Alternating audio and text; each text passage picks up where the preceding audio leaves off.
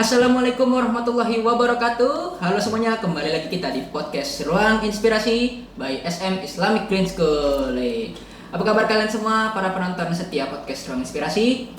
Kembali lagi bersama dengan aku, podcaster terbaik di jagat raya ini, Galaksi Hanan Solehin Karim atau biasa dipanggil Galaksi dari kelas 9. Nah, sebelumnya para penonton sekalian, gimana kabar kalian? Pasti kalian lagi lemes nih, habis seharian menjalani aktivitas pas puasa ya. Ya semoga kalian kuat puasanya sampai lebaran nanti, jangan ada yang mokel-mokel ya, jangan ada yang batal puasa. Nah, untuk menemani sore hari kalian sambil menunggu waktu berbuka puasa, hari ini Galaksi kedatangan bintang tamu yang ingin membagikan pengalamannya kepada kita dan membagikan cerita-ceritanya yang menarik kepada kita. Ya, langsung saja, ini dia bintang tamu kita, Kak Angga dan Kak Fatih.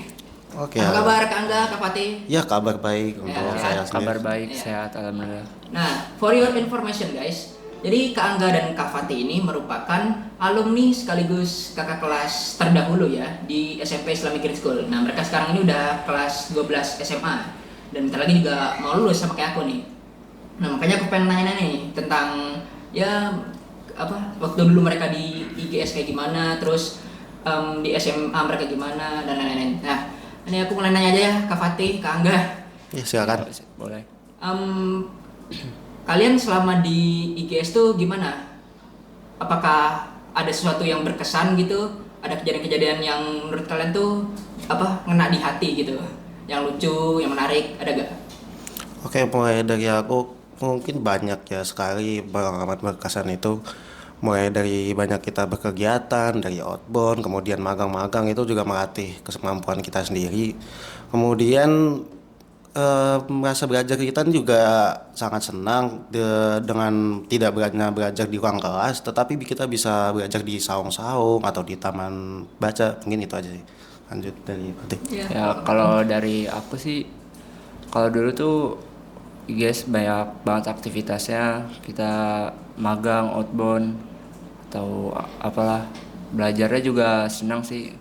Tentu juga ya ada candaan. Ya, oke. Iya, kalau misalkan kegiatannya di zaman aku ya itu lebih banyak lagi justru. Karena ya semakin berkembang ya Iya, IGS. pasti. Ya. Iya. Terus aku dengar nih kalian sebentar lagi kan mau lulus SMA. Kalian udah ada kepikiran belum kayak mau lanjutnya ke langsung kerja kah atau mau kuliah dulu? Kalau Kak Angga gimana? Kalau aku sih alhamdulillah udah keterima di salah satu universitas di Jogja, yaitu Universitas Pembangunan Veteran Yogyakarta, dan jurusannya itu ekonomi pembangunan. Oke, kalau misalkan Kak Fatih?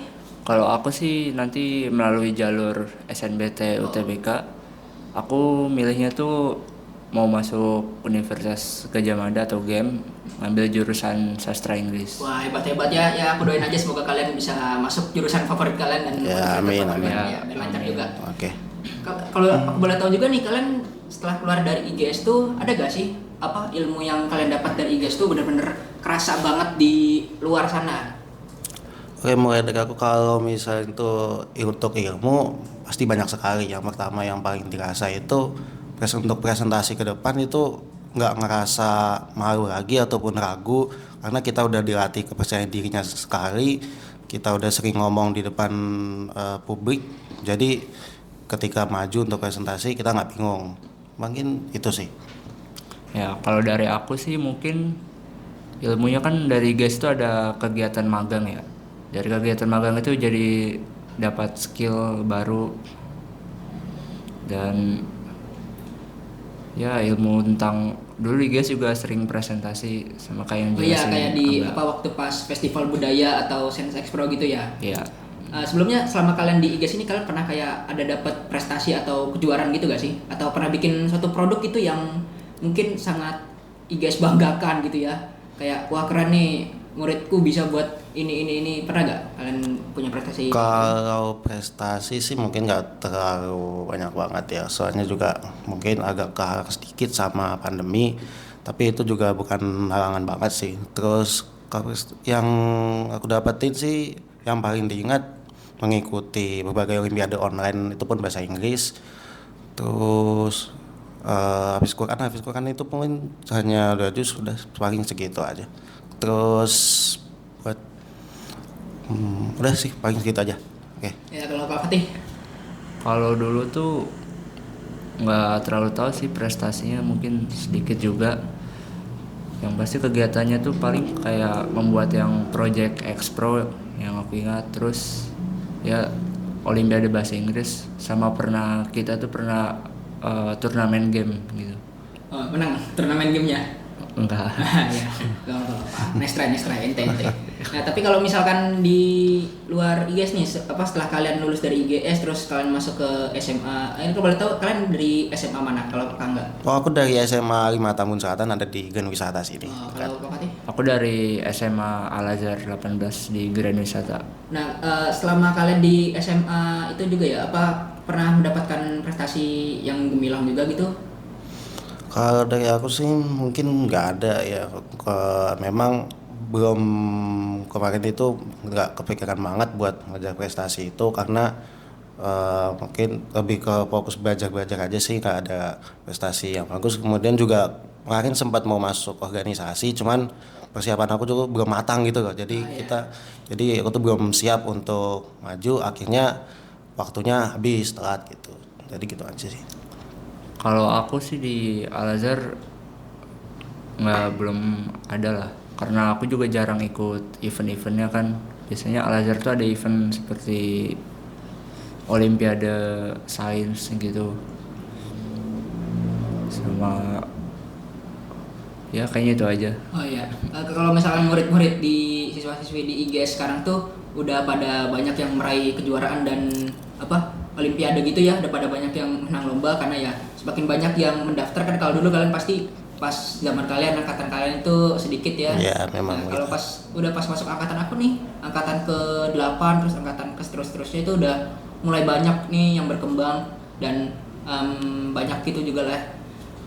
Terus kalian setelah pertama kali datang ke sini setelah kalian lulus itu apa tanggapan kalian melihat IGS yang sekarang? Ya pastinya banyak perkembangan yang pesat ya. Emang dari tahun ke tahun pastinya selalu ada perkembangan. Emang di sisi lain juga selalu pasti banyak di dunia lain, di sekolah-sekolah lain memang selalu seperti itu. Contoh dari misalnya kayak gedung aja ini udah dibangun, yang dulunya ini hanya produk buatan baju ya kalau Iya, salah. buat jahit baju doang. Ya sekarang udah jadi kelas untuk gedung sendiri, gedung SMA, SMP, karena ada dipisah dari SD dan TK gitu. Iya, betul. Nah, kalau untuk Kak Fatih gimana tanggapannya? Waktu aku pertama kali datang ke IGS lagi sih, setelah lulus juga udah bingung juga karena banyak yang berubah. Contohnya kayak lapangan. Tuh lapangan kan sebelum mungkin rumput biasa doang ya, Ya, halaman. ini biasa. rumput juga, tapi rumputnya Iya, rumput tapi palsu. rumput sintetis. Iya, lapangan Sintetis. sepak bola gitu. Ya, Iya. dan juga lapangan serbagunanya kan yang samping gedung SD kan dulunya itu tempat parkir kan ya. Oh, Iya, iya, dulu benar. tempat Ya, parkir. kalau sekarang jadi lapangan serbaguna, bisa buat ada penampilan pentas, oke. bisa buat lapangan Iya. basket, voli, bulu tangkis gitu-gitu macam-macam ya. Benar. Ya kayaknya yang kalian alami juga bakal aku alami nantinya kalau misalkan aku datang ke IGS lagi terus aku lihat wah ini udah berubah banget nih IGS nih. Iya Nggak pastinya kayak benar. dulu. Iya. Benar, ya. Ya, selalu kalau misalkan ada angkatan yang lulus sekolah pasti berubah. Ya mereka pasti akan ngerasa kayak wah iri banget nih, aku nggak kebagian ini, fasilitas ini Iya. nggak ada gitu. Harus sekolah harus tetap improve karena Iya, kita hanya sebagai memang, benar. Iya. kayak menerima kritik dari kita Iya, kayak betul. pasti mau lebih lanjut lagi nih sekolahnya Iya, biar Pasti bagus. sih, semua yang udah lulus pasti ngerasain itu Iya, juga. jelas pasti. Terus kalian selama berkegiatan di SMP IGS ini dulu pernah mengalami hal-hal yang unik dan lucu gak? Mungkin yang bisa dibagikan ke penonton di rumah biar gak bosen juga. Kalau dari aku sih mungkin nggak terlalu banyak ya, kayak pengalaman yang unik kayaknya nggak begitu banyak. Kalaupun itu kayak kita magang pertanian, itu kita seru-seruan walaupun kita panas-panasan tetapi kerasa banget kayak kita harus nyuci sepatu kita yang kotor penuh tanah, itu kita harus nyuci di sungai, mungkin bermain basah-basahan, terus kemudian walaupun itu tapi tetap kerasa sih semangatnya, terus kecandaannya, ilmunya juga dapet. Kita magang pertanian itu hasilnya juga mungkin kerasa juga bisa dinikmati lah kayak kita. Ya, kalau Kak Fatih, Kalau aku sebenarnya banyak banget sih hal-hal unik dan lucu, kayak waktu belajar pasti juga selalu bercanda lah gitu. kalau misalkan kayak kegiatan kayak pas mabit atau facecamp gitu ada pernah? Oh, facecam ya banyak, mabit juga. Kalau basecamp malah hampir pernah nyasar itu kayaknya. Pernah nyasar? Hampir pernah nyasar itu, jadi kayak lagi menuju trekking. Iya. Jarak itu kan terlalu jauh, jadi aku tuh minimalisir kayak yang belakang ini kan soalnya lama, terus yang depan ternyata terlalu cepat, jadi aku sambil eh, kayak meminimalisir jarak, tetapi malah tertinggal. Jadi mau belok ke kiri, ini mau belok kemana nih, ke kanan apa ke kiri, akhirnya ngikutin feeling, akhirnya benar Ya, itu untuk pas, ketemu. pas di gunung apa? Tuh pas face camp di Curug, kalau saya di Curug di daerah Subang, apa ya lupa namanya. Cijalu ya? Curug Cijalu mungkin. Iya. Ya itu. Pak Indra juga pernah cerita waktu Iya. itu. Ya kalau misalkan Kak Fatih, kalau pas kegiatan Apa ya? kayak mabit gitu, kegiatan facecamp, punya kegiatan-kegiatan besar gitu. Kalau facecam sih mungkin kalau soal hal lucunya sih pasti selalu aja ada yang mungkin saat malam tidur gelining ke bawah Iya. gitu pasti. Ya itu masih ada juga sampai di facecamp tahun lalu juga masih ada. Gak klinik sih, lebih ke apa? Dia mau masuk ke tendanya, apa marah-marah gara-gara tendanya kebasahan gara-gara Oh, hujan gede. Iya, Hujan. marah sendiri lah gitu. Iya, nggak bisa dimasukin jadinya. Akhirnya dia tidur di apa? Tenda yang ininya, bukan di bivak dia. Oh, oke. Gitu. Aduh, apa lagi ya? Aku juga bingung sebenarnya. Kalian selama di SMA gitu pernah ada ngerasa gak kayak misalkan culture shock gitu selama di SMA sana, kayak beda gitu kan? Kalau ke Angga kan di SMA-nya SMA negeri ya, Iya. dan sementara ini adalah sekolah swasta gitu. Benar. Pasti pernah ada kayak ngerasa culture Iya, shock yang iya. berbeda gitu, kayak ini kok beda banget ya, beda banget sama kayak pas di IGS, pernah nggak? Ya pasti kalau culture shock itu pasti ada. Soalnya kan kita kalau di sekolah swasta ini kan kita biaya sendiri, kita menikmati fasilitas yang ada, kita fasilitas yang keinginan kita tuh dipenuhi untuk sekolah swasta. Kalau sekolah negeri kita memang benar-benar mandiri, soalnya kan biayanya juga memang terbatas, ada juga yang gratis. Kita dilatih untuk mandiri, kayak untuk manggil guru, kemudian guru tuh harus datang kemudian untuk dipanggil, ataupun kita mengerjakan PR tuh sesuai kemauan sendiri, kayak kamu tuh mau nggak sih untuk belajar, kalau misalnya kalian nggak mau belajar ya kalian akan ketinggalan, kalau kalian mau belajar ya kalian akan sukses tentunya, dan nilainya pasti akan bagus gitu. Iya, ini juga mungkin bisa buat pembelajaran buat aku juga ya, karena Iya. nanti aku pengen masuk ke madrasah aliyah negeri ya.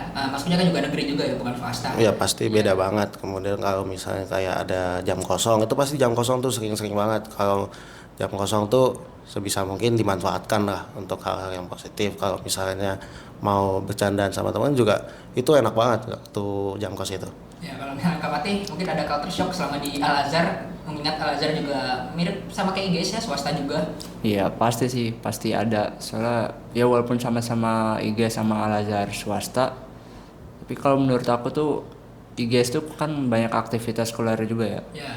Mungkin kalau Al Azhar tuh lebih sering di aktivitas dalam lah, Oh ya, dalam kayak ruangan. misalkan Iya. kalau misalkan di Al Azhar itu lebih ke teorinya aja, kalau misalkan di IGS balance antara teori dan prakteknya. Iya benar. Ya, kayak gitu.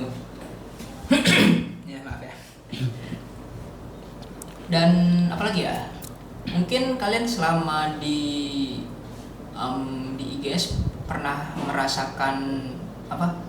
Ini perbedaan antara sekolah kalian dengan IGS secara jelasnya itu kayak gimana? Yang membedakan lebih ininya lagi? Oh, kalau jelasnya itu mungkin perbandingan siswa ya. Kalau perbandingan siswa ini jauh banget, kayak di sekolah negeri itu satu kelas itu bisa 30-an lebih sampai 40.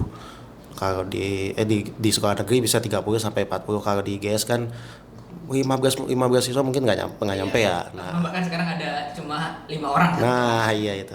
Terus kemudian aturannya juga memang sangat-sangat berbeda. Kemudian karakteristik siswa-siswa itu sendiri jauh banget, beda banget. Kayak ini ada yang bandel, nih ada yang rajin. Jadi jomplang-jomplang ya. Kayak di sini kamu si A ini bandel nih, dan dia sering melanggar aturan, dia sering bolak-balik ke BK, bimbingan konseling, dan yang si B ini sangat-sangat rajin dan dia sering mendapatkan nilai-nilai bagus gitu. Iya. Mungkin. Ya kalau apa yang jadi kelihatan jelasnya berarti kan kalau misalkan di sekolah biasa kan karena muridnya lebih banyak, jadi Iya. persaingannya lebih kerasa gitu. Iya, Kalau persaingan. misalkan di IGS kan karena lebih sedikit ya lebih nyantai gitu kan. Santai. Terus juga karena juga lebih sedikit kita juga bisa temenan bukan hanya dari angkatan yang sama atau kelas yang sama kan. Kalau misalkan di sekolah yang muridnya banyak kan kita cuma temennya sama yang satu angkatan atau bahkan satu kelas doang. Kalau ini kan karena kita muridnya sedikit, kita bahkan bisa temenan bukan hanya yang satu angkatan atau satu kelas doang, tapi bisa ke kakak kelas, adik kelas, bahkan di lingkup yang berbeda kayak di SD gitu ya. Kalau itu sebenarnya tergantung kita sendiri sih masing-masing, kayak kamu mau nggak sih untuk bergaul, mau nggak sih untuk berinteraksi. Kalau ingin berinteraksi itu juga nanti bakal ngerasa kayak misalnya akan punya banyak teman, bisa kok untuk kenal kakak kelas, kakak adik kelas sendiri. Untuk intinya mau bergaul aja, mau berinteraksi untuk improve diri sendiri gitu. Ya, kalau misalkan Kak Fatih yang merasa membedakan antara IGS dengan sekolah Kak Fatih mungkin apa? Kalau perbedaannya sih ya mungkin sama kayak angka yang pertama, jumlah muridnya. Kalau di Al-Azhar sih sebenarnya nggak jauh beda ya. Mungkin di Al-Azhar tuh maks murid itu ada 25 orang. Ya. Kalau IGS kan 15 ya. Iya, 15 paling. Jadi mungkin agak lebih banyak lah Al-Azhar. Terus ya sama ada murid yang rajin dan bandel juga. Ya. Mungkin ada yang sering kena poin dan skorsing. Ada juga yang rajin belajar, taat peraturan gitu. Iya, biasanya anak-anak di bangku depan ya. Iya benar. Terus kalau misalnya dari segi kegiatan dan program, kalian lebih suka kegiatan di SMA kalian atau di IGS? Kalau itu mungkin lebih suka di IGS ya 50-50 sih sebenarnya. Cuman kalau di IGS ini kegiatannya lebih menarik dan lebih banyak ya, menantang gitu. Kalau di SMA itu kan kegiatannya kayak kita ya menonton aja sih, paling ikut untuk kurikulum, kita ikut bareng-bareng siswa yang bersama yang lain, tapi tetap aja rasa kekeluarganya tetap hangat kok. Untuk masing-masing di SMA itu kita bisa bareng-bareng ngelakuin ini juga udah senang banget gitu. Ya, kalau Fatih? Paling maaf apa tadi pertanyaannya? Itu kalau menurut Kak Fatih di apa tadi? Aku juga lupa. Apa tadi Kak? Enggak? Tahu enggak? Perbedaan kegiatan. Ya, perbedaan kegiatan. Lebih suka kegiatan atau program di IGS atau di sekolah SMA Kak Fatih? Kalau soal kegiatan sih aku lebih suka di IG sih, karena kegiatan juga fun, seru, Lebih ya aktif menantang. Iya, kalau di Al-Azhar tuh sebenarnya ada juga kegiatan luar, tapi nggak banyak kayak di IGS. Oh ya gitu. Oh ya, aku juga penasaran nih. Pas zaman angkatan kalian tuh di IGS sudah ada OSIS belum sih? Untuk OSIS sih udah ada. Kebetulan aku juga pernah jadi ketuanya. Mungkin aku juga jadi OSIS.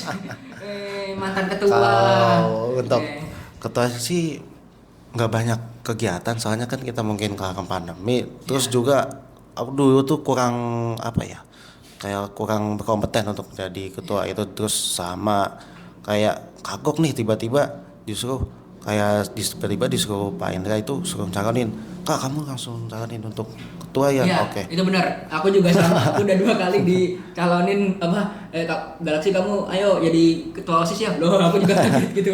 Tapi ya ini juga melatih kita ya berorganisasi dan bergaul dengan kepemimpinan gitu. Kepemimpinan. Ya.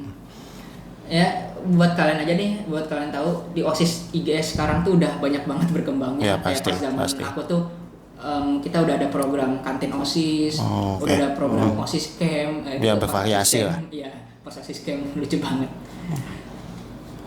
Terus juga OSIS itu dari tahun berapa sih? Aku penasaran juga dari dulu. Kalau OSIS itu dari tahun berapanya aku sih kurang tahu. Cuman kalau pas zaman aku tuh masuk itu kita belum tak begitu tahu OSIS, tapi begitu masuk selang beberapa minggu atau selang beberapa bulan aku langsung disuruh untuk calonin diri, langsung jadi calon, jadi ketua atau wakil.